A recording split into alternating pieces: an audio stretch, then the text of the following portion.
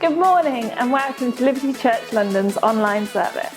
My name is Jenny Gibson and I head up the prayer team here, and it is great to have you with us.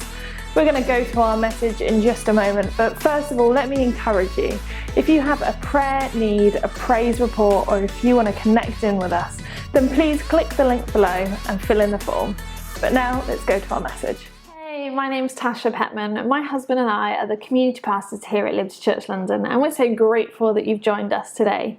And I get the honour and privilege of bringing today's message.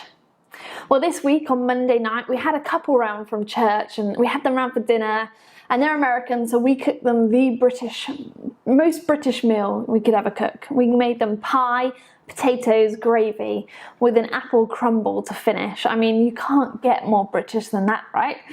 And they brought a board game because we love board games in our household. So they brought a new one that we'd not played before, and they taught us this really complicated board game, and it's called 7 Wonders. And because they are both very competitive, I just have to let you know that I won. Yeah, first timer, won the game. So proud of myself. But whilst we were eating and chatting, we got onto the conversation of the COVID vaccine because I just had my second dose that morning. And so we were chatting about the side effects that we'd experienced. See, for me, I'd not experienced any side effects on my first one other than a painful arm. Johnny obviously had experienced a bit of man flu during his vaccine. And as we were sharing, the girl said that she had experienced the COVID vaccine rash as a side effect. And I was like, whoa, I've not even heard of that. What's that? You see, either none of my friends or family have ever experienced that, or none of them have spoken about it. But she was sharing that she had this rash that had lasted a few days after the vaccine. The following day, 24 hours after my vaccine, I was like, way, I'm side effect free. I've got no side effects. This is amazing. And then that evening, I started to get a bit itchy. And as I went to bed, I noticed I had a rash down my left arm. I took a bit of antihistamine and went to bed. But by the time I woke up the following morning, I had this like hivey allergic rash all across my body. And I was like, whoa. What I didn't look up Google, didn't phone my doctor. I just texted my friend. I was like, hey, you mentioned the other night that you had this rash. I've now strangely got this rash. What did you do to stop the itching? You see, I'm an absolute wuss when it comes to itching rashes. I just can't cope. I have no self-control whatsoever. I just want to scratch. But I texted my friend. I was like, hey, I need your top tips. And she was able to text back and say, hey, look, these are the things that helped me, and I'm going to be praying for you. You see, it was great to know that I wasn't alone. I wasn't the only one that had experienced this COVID vaccine rash. I had known it was a possibility before it even came, and I had someone to turn to for support, tips, advice, and prayer. Today we're talking about mental health. And I want you to understand that if you are struggling today, you are not going through it alone. And there is so much power in sharing, both for you and for others. My one mission today, above everything else, is to encourage anyone who is struggling alone with their mental health, whether that's anxiety, depression, suicidal thoughts, or anything else. My one mission is to encourage you into community, that you would find the courage to speak up and to let someone know, I'm not okay. Sadly, there is still a stigma around mental health. Many people who have mental health issues feel shame, feel weak, or maybe even feel like they've failed. Let me tell you, that is not the case. And the church should be the safest place in the world for you to go through your struggles and your challenges. And that is our prayer for Liberty. But we know that sometimes the church hasn't been that for people. We know that church has sometimes given vague or shallow answers where they've said, hey, just pray more, worship harder. If you go to church more, you won't be depressed. Well, if you've heard that, let me say I'm truly sorry. That is not true. Yes, mental health can be spiritual, but you may also need physical. You may need to see a doctor. You may need medication. You may need counselling, and there is no shame in doing so. And let me be clear, please hear this. As the pastor of this church, maybe even as your pastor, if you are struggling today, hear this. It is not because you're not spiritual enough. It is not because you're not spiritual enough. That is a complete lie. And struggling with mental health is also not your identity. Did you know it's okay not to be okay? It's just not okay to stay that way. We have to move through it. So today we're going to be reading the Bible. We're going to be reading 1 Kings chapter 19. But before we do, I'd love to give you a little quick highlight of what's been happening previously up until this point. For example, this is like the moment at the beginning of your next One Tree Hill episode where it says, previously on One Tree Hill. Well, this is your previously in Kings. Well, we meet a man called Elijah, and he is a fierce man of God. He sees a boy raised from the dead. He outruns a horse. He should be at the Olympics. And he is fed by ravens. And by that, I literally mean he's out hanging out in the wilderness, and he says, hey God, I'm a bit peckish, could do with a snack. And along comes Nando's dropped by ravens. Who needs Deliveroo when you've got ravens, right? And then in chapter 18, the previous chapter to what we're about to read, we see him have this epic showdown on Mount Carmel with 450 prophets of Baal. What happens is they create 2 altars, and they take 2 bulls and put them on the altars. And they basically have this like showdown to see whose God is the best. Is it Elijah's God, the God, the one that we worship? Is he the one that's going to pour down fire and burn up the bull? Or is it Baal, the person that the prophets were worshipping? So Elijah, being the gentleman that he was, he says, hey, you go first. And they spend like all day singing, dancing, cutting themselves in the hope that Baal will come and burn up this offering. Elijah stands back, watches from the sideline, shouts out a few heckles, mocks them a little bit, and then eventually says, hey guys, it's my turn. My turn. You've had long enough. And you know what? He's so confident in God, so confident that God will show up. He ups the stakes. He builds a ditch around the altar and floods the altar and the ditch with water, so it's absolutely drenched through. And then what he does is he just says a simple prayer. No dancing, no singing, no cutting.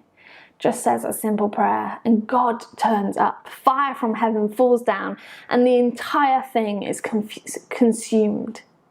He wins the victory. God wins the victory in this moment. And so as a result, in typical Old Testament fashion, Elijah has all of the prophets put to death. What a triumph. Elijah wins. He's living his best life in this moment. He's on the mountaintop, like literally and metaphorically, living on the mountaintop. But as we all know, sometimes, once you've hit the mountaintop, what's on the other side is the valley. And our greatest achievements are so often followed by our greatest discouragements. So now we encounter Elijah in chapter 19 in the aftermath of this amazing success. This is 1 Kings 19 verse 1, and it says this. When Ahab, who's the current king of Israel, gets home and tells Jezebel, who's his wife, and a kind of crazy lady, everything that Elijah had done, including the way he had killed all the prophets of Baal. So Jezebel then sends this message to Elijah saying, may the gods strike me and even kill me if by this time tomorrow I have not killed you just as you have killed them. Elijah was afraid, fled for his life. He went to Beersheba, a town in Judah, and he left his servant there. Then he went on alone into the wilderness, traveling all day. He sat down under a solitary broom tree and prayed that he might die.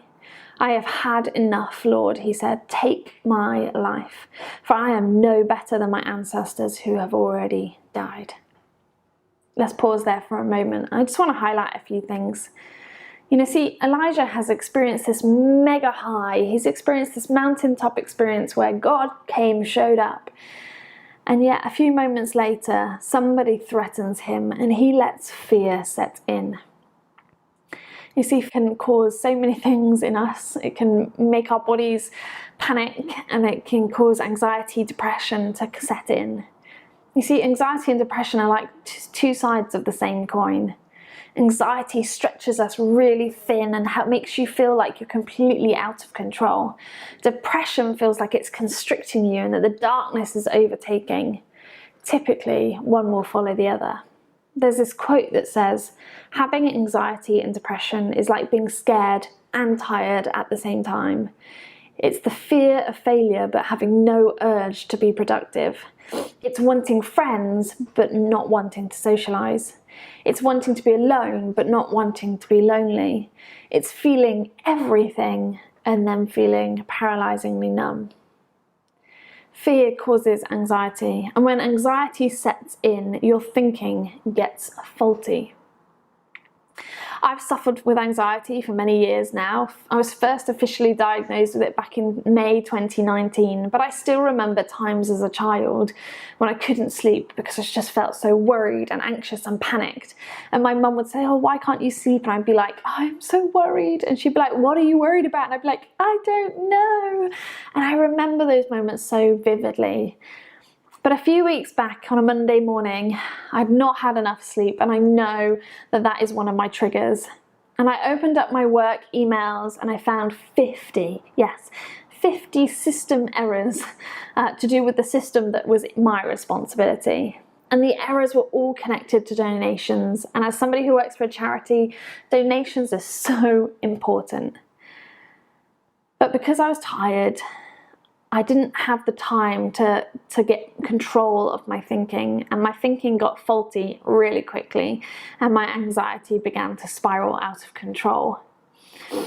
I soon had no space in my brain to even consider fixing the problem that was going on in the system, and I'd already told myself that it was my fault, that it was an absolute disaster, it was going to be a disaster for the organisation, and that there was no way I was going to be able to fix it because I am not that clever. And I spiraled even further into thinking the new job that I just agreed to move to in a few months' time was the wrong job for me, and I couldn't even do the new job, and why did they even offer it to me, and they're going to figure out I'm a fraud on day one, and this is all a disaster. My thinking got faulty. One thing I've learned over the years is that emotions and feelings are temporary. Sometimes they don't feel like it, but they are. Sometimes they might be there for a week or a day or even just a moment, but they always change. And in moments when our anxiety, our depression begins to take over, we need to stop listening to ourselves and start talking to ourselves, speaking truth over ourselves instead of listening to the lies that are out of control. There's a tale that psychologists often use called the tale of two wolves. And it's basically this grandfather is talking to his grandchild and tells the boy about this forest that has two wolves in it, a good wolf and a bad wolf. And the little boy says, "Does the good wolf win?" And the grandfather says, "No," which is really surprising, right? Every fairy tale, the good person wins, but the grandfather says, "No, whichever wolf you feed the most is the one that wins." And this is a great story for thinking about our mind. What's going on in your mind? You know, we have good thoughts in our mind and we have negative thoughts in our mind. Are we feeding the good thoughts or are we feeding the negative thoughts? Because whichever one we're feeding is the one that's going to win. So in moments when we feel that our anxiety is beginning to spiral, we need to take control and start speaking to ourselves. You know, I should have sat there and said, "Hey Tash, stop it. You can do this. You're qualified. They chose you for a reason. Take a moment, take a breath. You can tackle it one step at a time." If we start speaking over ourselves the truth, we can gain control. But Elijah, he let his fear creep in and cause him to flee from where he thought he might get caught. And it caused him to be anxious, and his anxiety caused him to have faulty thinking. You see, we see this because it says that he then went to Beersheba in Judah, and he left his servant there, and he went on into the wilderness alone. You see, depression causes us to detach. If you've ever felt depressed, you will have experienced that feeling where you want to be around nobody, where you want to just curl up and do nothing. And this is what Elijah felt. But isolation is not where you want to be fighting that battle. God's remedy for so many things in our lives is people. People are the solution. Community is the solution. And that's why here at Liberty Church London we go on and on and on about community, because we believe that community is not just a luxury that you sometimes get to have in your life, but community is a necessity for us to survive. Do you know we've never needed community more than we do now? Not only are our lives filled with connections that are virtual, online, and our work life is so busy that we hardly have time to see actual people, but we've just gone through a year of isolation where you hardly get to see anybody. We need community. The people around you are your resources. We have all been through things and we can all share and learn from one another. Had my friend not shared about her rash experience, I would have been completely freaked out come Wednesday morning when I had a rash all over my body. I would have absolutely been at the doctor's or on 111 and completely panicked because I didn't know. Thankfully, she had shared her experience and I was prepared. And I could also reach out to her for her resources, her knowledge, her experience. Also, sometimes you need to be going through things with people, because they experience things differently to the way you do. Johnny and I work really well in this sense, because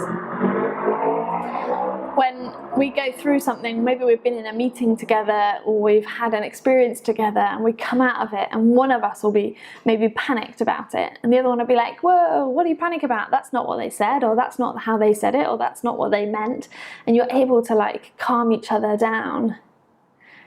Elijah's servant would have been with him on Mount Carmel.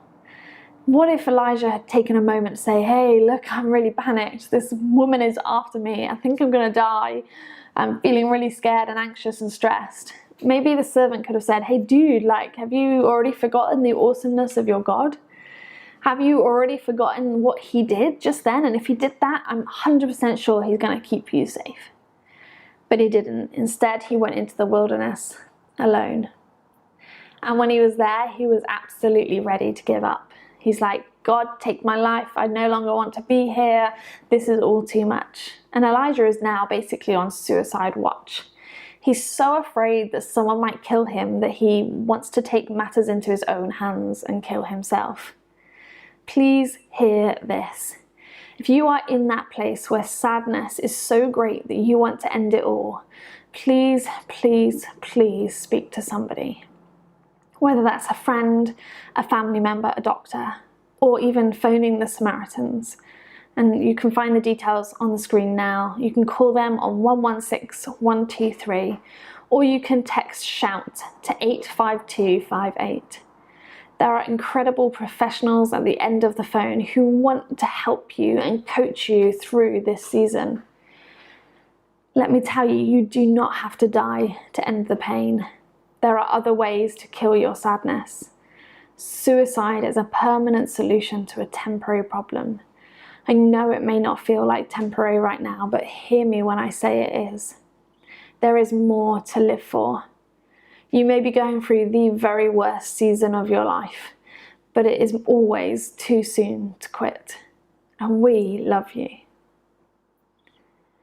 So what do we do when we feel anxious, when we feel depressed, when we feel suicidal? And I absolutely love what this story goes on to talk about. And so let's carry on reading from verse 5, and it says this. Then Elijah lay down and slept under the broom tree. But as he was sleeping, an angel touched him and told him, "Get up and eat." He looked around, and there beside his head, was some bread on hot stones and a jar of water. So he ate and drank and then lay down again. Then the angel of the Lord came again and touched him and said, "Get up and eat some more, or the journey ahead will be too much for you." So he got up, ate, drank, and the food gave him enough strength to travel 40 days and 40 nights to Mount Sinai, the mountain of God. There he came to a cave where he spent the night. I love this. I love how it highlights how important sleep and rest are. 3 years ago in 2019, when I was hit rock bottom with my anxiety and was officially diagnosed and signed off work, I just couldn't sleep. Every morning I would get up out of bed feeling so anxious because I'd not slept. I would spend the day feeling anxious, and then as I went to bed, I would feel so anxious that I wouldn't sleep, and it was such a cycle, like a never-ending cycle of anxiety. I spoke to the doctor, and the doctor suggested some sleeping tablets, which I started to take. And interestingly enough, when I got control of my sleep, I found it so much easier to get control of my anxiety. Rest and sleep is a necessity in our lives. It is so important. When was the last time that you had a good night's sleep? But not just sleep. An angel then rocks up with some fresh bread and water. Like, sweet, right? Your own personal angel waiter coming to feed you. Like, I love the combination here of natural and supernatural. You see, there was food, there was bread, there was water, there was sleep. That's really natural. And yet this angel rocks up, which is supernatural. When it comes to us breaking free from our mental illness, we also need a combination method. We need the natural, we need rest, we need sleep, we need food, we need water, we may need medication, therapy, time off work, but we also need supernatural. We need God to break into our world. You know, we can do things to help ourselves when we are feeling depressed or anxious. And one of those things is rhythms. God is all about rhythm. He's a rhythmic God.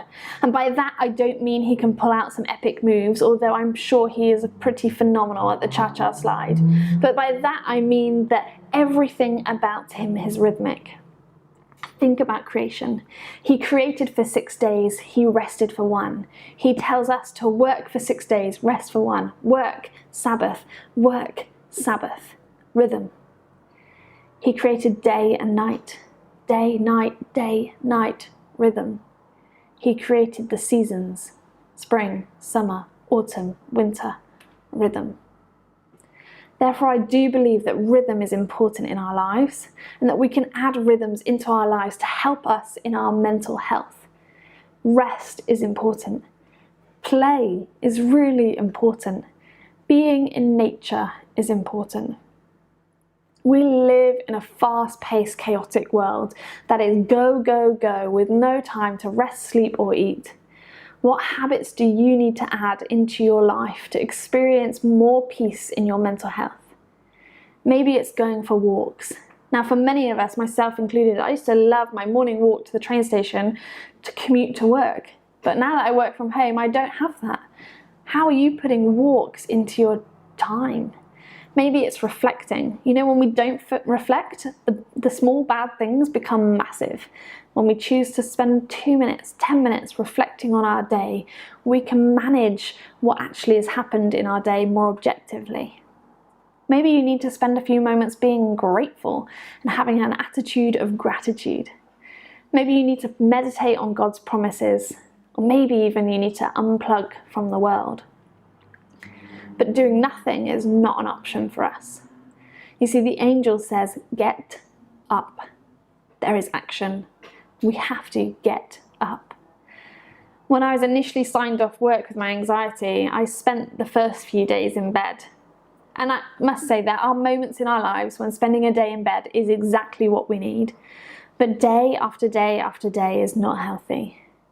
And after spending a few days in bed, literally doing nothing, half watching TV and not being able to sleep at night, the anxiety just overwhelmed me. Johnny, my husband, was amazing in that moment, and he noticed that I wasn't spiraling upwards, I was continuing to spiral downwards. And so every morning he would take our daughter Nevaeh to school, and he would come back and he would make me get up out of bed, and we would go for a short 20-minute walk along the canal. It doesn't sound like a big deal, but it was a massive, huge step towards recovery for me. Getting up looks different for different people. Maybe for you, getting up looks like actually speaking about the challenges you're facing. Maybe getting up for you is about putting a rhythm of rest into your life and sleep. Maybe all that annual leave that you have at work, you should actually take. We get it for a reason, and we are so blessed in this country to have so much annual leave. We should take some time as design, not as like just I should probably take a day off. Let's plan in time to have annual leave. Maybe for you it's eating better, or even just eating regularly. Maybe it's choosing to fight back by going to see a doctor, by taking some medication or getting some therapy or counselling. Maybe for you, it's about getting stuck back into community, choosing and forcing yourself out of isolation. I don't know what it is for you, but we each have to choose something. We have to get up. We have to physically do something as well. That's the natural, as well as letting God in with the supernatural. My favourite part of the story is the next part, and it goes on to say this. While Elijah's in the cave, the Lord speaks to Elijah and says, "What are you doing here, Elijah?" And Elijah replies like this, "I have zealously served the Lord God Almighty, but the people of Israel have broken their covenant with you, torn down your altars and killed every one of your prophets. I'm the only one left, and now they're trying to kill me too." Sounds like my 6-year-old kid, if I'm honest. Like blaming it on everyone else and woe me, everything's wrong. I don't know if you've ever experienced that. I definitely have those moments where you feel like I'm the only one experiencing this. God says to Elijah, "Go and stand out before me on the mountain."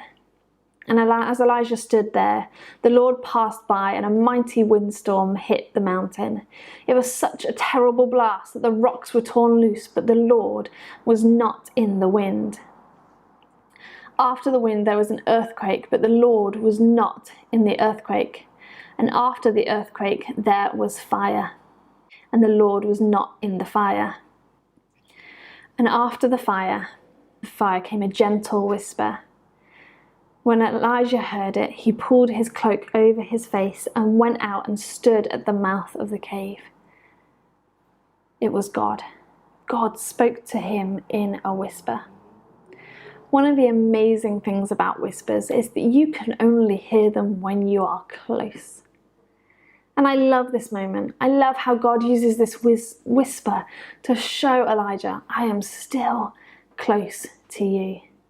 In spite of your depression, in spite of your anxiety, in spite of your suicidal moments, I am still close. I have never left you. And you know, God is saying that to you today. In spite of whatever it is you're experiencing right now, God is close enough to whisper to you. You know, and the fact that Elijah chose to get up in that moment means that he can still continue with the purpose that God has for him. And God makes it clear to Elijah and to all of us that even though we may have faced depression, it has not stopped our mission. God still has a purpose for you no matter what you've experienced. So whatever it is you are facing today, firstly know that you are loved and seen by the God who created you, who has a purpose for your life, who has more for you. Secondly, please know that community is where healing can happen. In the New Testament, we actually see 2 disciples, Judas and Peter, both of whom betray Jesus. They both fail in that moment. Judas betrayed Jesus because he was paid. He was basically given money to betray Jesus. And Peter betrayed Jesus because he was. The action was the same. They both did the same thing, but the outcome was different. You see, Judas betrayed Jesus, handed him over for some money. He then felt remorse.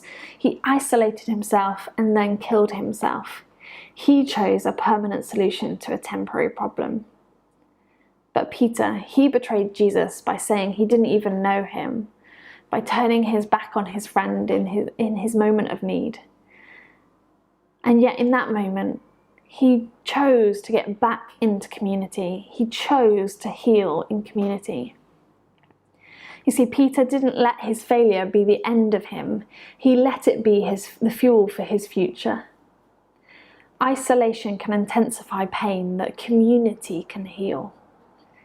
So please know that community is where healing happens.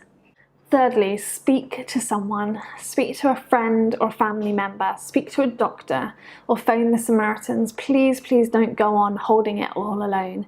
There is so much truth in the saying, problem shared is a problem halved. Just the other week, a girl from church messaged to say she was struggling and asked if we could chat. I phoned her and we spoke on the phone for about an hour. She shared all that she was feeling, all that she was thinking. We talked it all through and we spent some time praying. At the end of the conversation, she said how helpful it was and how much better she felt for having shared. And even this week, as I spoke to her, she said that she still felt so grateful for that moment just to talk. Please talk to someone. Don't feel like you're going to be a burden. Please don't feel like you're going to scare them or you're going to destroy them with your feelings. By sharing, you can experience healing. I was officially signed off work for the best part of 2 months back in 2019, and I learnt so much about myself in that season. I took medication every day, I saw a counsellor, I spoke to my friends and my family who I knew had experienced similar things. I took time to rest, to sleep, to recover, to put new rhythms into my life. And like I've already shared, I still have days when it's bad, but I now have tools to help me. You see, the most recent incident that I told you about with my 50 emails, I spent 2 hours completely panicked, with anxiety taking control of my day. I then spoke to Johnny, how I was feeling, what I was thinking, and he encouraged me to take the day off. So we did. I took the day off. We went for a walk, got out into fresh air, got away from my laptop that was causing the anxiety. I had a really good meal, and then I had a really good night's sleep. And then when I got back to work, I felt so much more able to tackle the problem. Yes, it was still my fault that it happened, but it wasn't a disaster and it was easily fixable and it caused no problems. But my faulty thinking in that moment meant that I didn't feel that. But taking a moment, stepping back really helped. What can you do today to help you? Maybe you need to book a doctor's appointment or start taking medication. Book some therapy, maybe speak to a friend or a family member. Maybe you need to get signed off work. Maybe you need to put new rhythms into your life. But like I mentioned, we need the physical, but we also need the supernatural. We also need God and His supernatural power, His healing, His grace, His love, His peace. So I want to spend a moment right now. You know, God still speaks to us in a whisper, no matter what it is you're experiencing. And so we're going to spend 1 minute right now, and I just want you to close your eyes and listen to the whisper of God. Listen to that still small whisper. He is close enough to listen to you.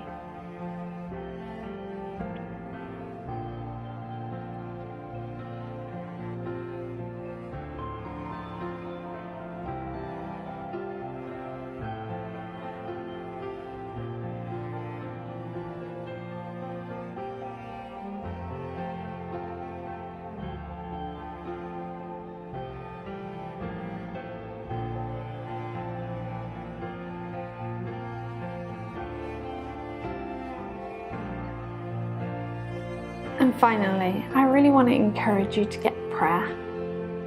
At Liberty Church London, we believe in the power of prayer, and we have a prayer team ready to pray for you and stand with you in whatever it is you're experiencing. So can I encourage you to click on the link below that says Ask for Prayer and submit a prayer request form. That way our team can find out about you, they can even reach out to you and pray with you this week. Please don't leave the online service this morning without requesting prayer if you need it. But let me pray for us all before we close. Father God, you know exactly what each one of us are dealing with. I pray that you would give us the courage to speak up. I pray you would give us the courage to reach out to friends and family when we need it, God.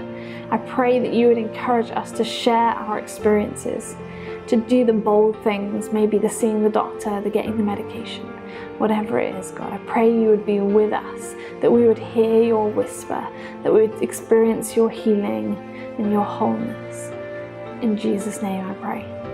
Amen and amen. Wow, what an amazing message. I so feel encouraged and uplifted by that. Thank you so much for joining us. Don't forget to connect in the link below and do like and subscribe us. Thanks for watching. We'll see you again.